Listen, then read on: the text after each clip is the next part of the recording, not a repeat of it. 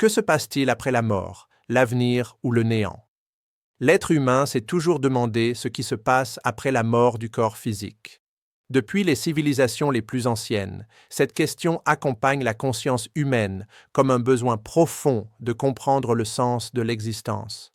La pensée que tout se termine avec le dernier souffle a toujours suscité de l'inquiétude, car elle entre en conflit direct avec notre perception intime de continuité, d'identité et de mémoire.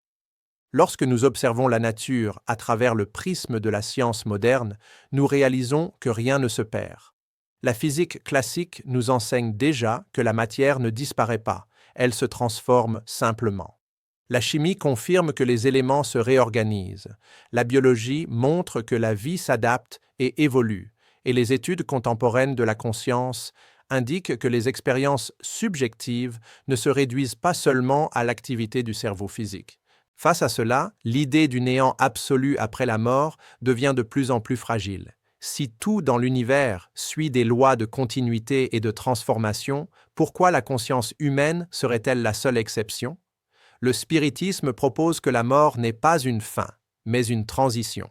Le corps retourne à la nature, tandis que la conscience poursuit son chemin, emportant avec elle ce qu'elle a réellement construit, ses valeurs, ses apprentissages et ses choix. Le concept d'avenir, présenté ici, ne parle pas de récompenses externes ou de punitions arbitraires, mais d'état de conscience.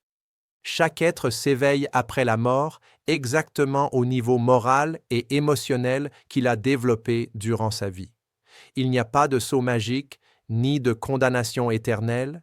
Il y a continuité, responsabilité et opportunité de croissance.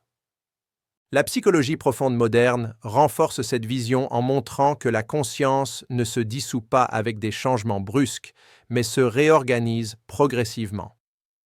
Tout comme quelqu'un qui se réveille d'un rêve, l'esprit s'éveille de la vie matérielle vers une réalité plus vaste, emportant avec lui ses émotions, croyances et perceptions.